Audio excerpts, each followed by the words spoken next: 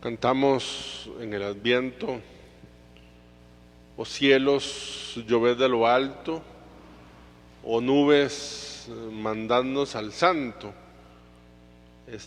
Cántico de Adviento, Maranatá, que ven Señor Jesús, lo tomamos justamente del texto evangélico, del texto de la primera lectura que acabamos de escuchar.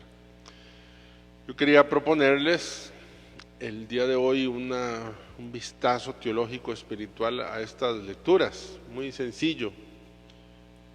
Creo que es importante, aunque lo sabemos, pero no siempre lo tenemos tan en evidencia, que nosotros hacemos un camino espiritual, un camino de crecimiento. ¿Qué palabra tan importante es crecimiento? La vida natural es en crecimiento, ¿verdad?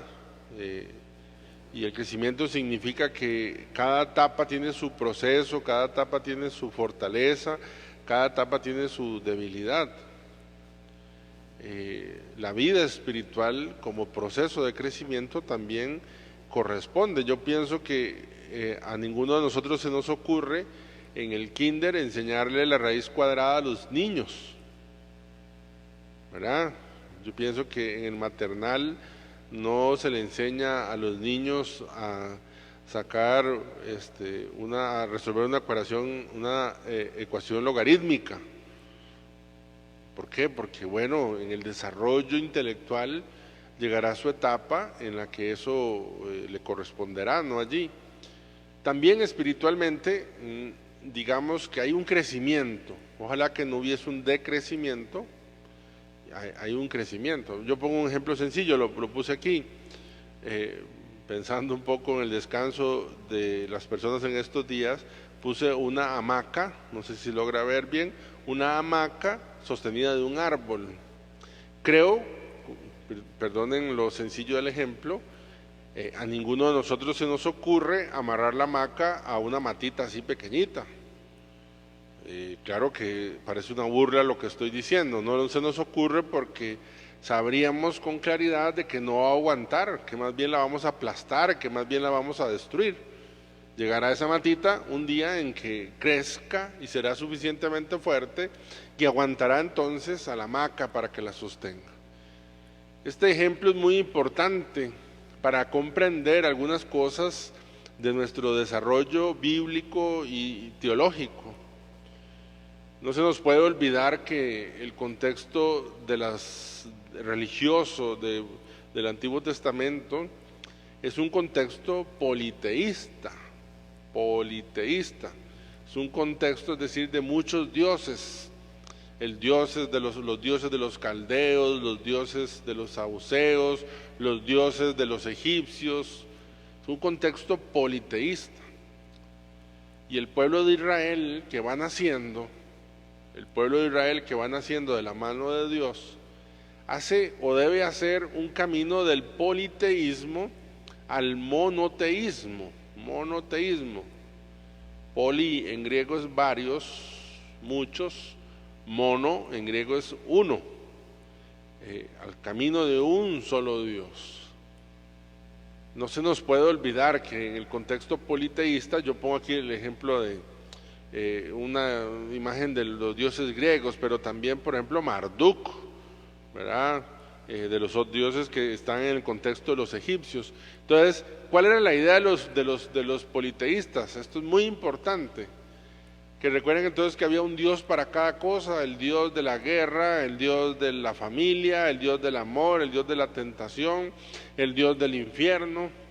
Y entonces la idea general era que había un Dios que se encargaba de las desgracias, había un Dios que era el Dios de la luz, había un Dios que se encargaba de la venganza. Entonces en esa mente, en ese desarrollo religioso, esa era la idea, que había un Dios para cada cosa. Y es muy interesante cómo Dios en su proceso, atención por lo que he dicho antes, de no poner una hamaca, de no amarrar una hamaca a una matita que están haciendo, en su deseo de que el pueblo de Israel pase del politeísmo al monoteísmo, nos encontramos tal vez con este texto que hemos escuchado y que nos puede parecer muy raro. Dice, así iniciaba la lectura del día de hoy, dice: yo soy el Señor y no hay otro. Yo soy el artífice de la luz y el creador de las tinieblas, el autor de la felicidad y el hacedor de la desgracia. Yo, el Señor, hago todo esto. Miren, ustedes leen esto y dicen, bueno, qué raro entonces. No, pero es importante que tomemos en cuenta lo que acaba de decir. El contexto religioso hacía pensar de que es que había un Dios para la luz, un Dios para las tinieblas, un Dios para la felicidad y un Dios para la desgracia.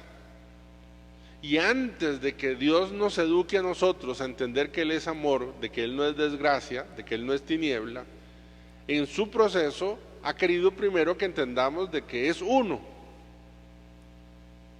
Claro, cuando nosotros leemos el texto, por lo menos a mí, yo leo el texto y a mí me parece extraño y curioso lo que dice. Yo no creo que Dios, detrás de una desgracia, esté Dios. Y entonces yo leo esto y dice, ve padre, que sí está. No, es que recuerden, la intención en este caso es ayudar al pueblo de Israel de entender de que no eran muchos dioses, de que era un solo Dios. En su proceso de crecimiento después le va a enseñar de que este Dios no es Dios de desgracia y no es Dios de tiniebla, porque Dios nos lleva a nosotros en un proceso. Espero ser claro en ese aspecto. Entonces pasar del politeísmo al monoteísmo, con el gran riesgo de quedarnos en el enoteísmo, enos uno. Y a diferencia del monoteísmo, que entiende que solo hay un solo Dios, el enoteísmo dice, bueno, puede haber muchos dioses y no tengo problema, pero el Dios a quien yo quiero creer y en quien yo quiero apuntar y el que yo creo que es verdadero es entonces mi Dios. Yo por eso puse una imagen allí con el cristianismo, con la parte del hinduismo, la parte de los griegos. Pienso yo que hoy muchos creen no al estilo monoteísta, sino enoteísta. Que bueno, que ahí están todos los dioses, al Dios en que yo quiero es este y este es el que yo acepto. Es muy interesante entonces concluir que detrás de esta enseñanza histórica bíblica hay una enseñanza espiritual, y es que Dios hace las cosas en proceso. Usted me dirá a mí, ¿por qué Dios no agarró al pueblo y le dijo, mire, yo no soy un Dios de desgracia? Porque primero necesitaba hacerlo entender que era un solo Dios, el mismo que se encargaba de todo. Ven que es un proceso, ¿verdad? Y a nivel espiritual también tiene que haber un proceso. Esto significa que hay cosas de Dios que usted hoy no entiende y que después va a entender, y que hay cosas que quizás nunca va a entender, pero que es parte del proceso, la parte del proceso espiritual. Yo me topo muchísima gente en su deseo espiritual de querer entender el proceso completo, y no, tal vez en esta etapa en la que está, en este nivel de que está, no es el momento de que usted entienda y comprenda la totalidad de los acontecimientos que le pasan o de las cosas por las cuales no pasaron. Y lo que pasa es que en esas etapas uno se pelea, y entonces se pelea con Dios, que no lo evitó, o que no hizo nada, o porque no hace algo. Qué bueno entender con esta palabra de Dios de que Dios va en proceso. El proceso educativo, el conocimiento de la voluntad de Dios es un proceso. Se pone de moda una palabra, digamos, anglo, la palabra spoiler. En las partes de los carros el spoiler es como la cola de pato que le llamamos, ¿verdad? Pero spoiler, cuando ustedes escuchan que decimos spoiler, es porque alguien revela una información antes. El cristianismo, Cristo, lo que nos ha hecho a nosotros es darnos justamente no la capacidad de entender quizá el proceso, pero sí de saber el resultado final. A mí me gusta poner, y por eso puse una imagen de un partido de fútbol, y ahí puse el muchacho está allí como preocupado un poquito, ¿verdad? Entonces, y si se ve allá de fondo la pantalla, se ve donde está atajando un penal. A mí me gusta pensar que lo que hace Dios es que Dios nos regala el final del partido, y ya sabemos cuál es el final del partido. Si yo no sé, imagínense los penales de la selección nacional en Brasil 2014, ¿verdad? Aquellos penales que nos hicieron sufrir tanto, que yo los vea hoy y no que me emocione, claro que uno se emociona, pero que yo me ponga a sufrir, ¿lo irá a meter o no lo irá a meter? ¿Lo irá a fallar o no lo irá a fallar? Pues qué tontos seríamos, porque ya sabemos que sí lo metió y que sí pasamos a la siguiente fase. Pues así sabemos, nosotros vivimos el partido de la vida. La verdad es que no sabemos si lo que sigue es un foul o si lo que sigue es un penal. No, eso no lo sabemos. No lo sabemos si de pronto esa lesión que me hicieron en el partido me va a durar poco o me va a durar mucho. Lo que sí sabemos es el resultado final de ese partido, y el resultado final de ese partido es resurrección, es vencimiento. Y hoy lo que usted sufre por la lesión, por el foul, por el jugador que sacaron, lo que fuese de este partido que se llama vida, en el proceso que Dios sigue con nosotros, el proceso, porque el crecimiento es proceso, sabemos el resultado final. Qué bueno es Dios, yo lo veo así, le doy gracias de que no es de mi conocimiento total y a veces ni de mi capacidad de entender cada etapa del proceso, pero sí me hace saber el proceso final, y es la resurrección, y de eso le damos gracias. Muy una palabrita final, porque no quiero extenderme, del Evangelio.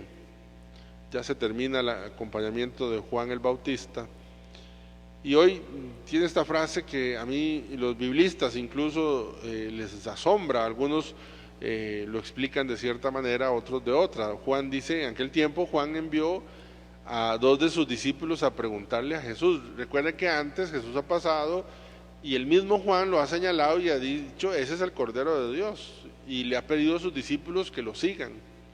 Ahora Juan ha pasado todo el alboroto de ser acusado, de meterlo a la cárcel, y en este momento está en la cárcel. Y estando en la cárcel, entonces manda a preguntar a sus discípulos, ¿eres tú el que ha de venir o tenemos que esperar a otro? Algunos biblistas plantean esta pregunta en un sentido muy irónico, que le da una oportunidad a sus discípulos para que corroboren que Cristo es el Señor. Pero otros también plantean la verdad de la pregunta, es decir, Juan, aquel que había dicho, este es el Cordero de Dios, con una seguridad bien grande, ahora en el momento de la cárcel, en el momento del abandono, seguro sintiendo que está cerca la muerte, duda. Qué palabra más temerosa para los que creemos, duda. Y por lo menos para mí esta es la enseñanza de este texto. Me gusta pensar más en la línea de que la cárcel, de que la soledad, de que todo lo que le sucedió a Juan lo lleva de frente a la duda.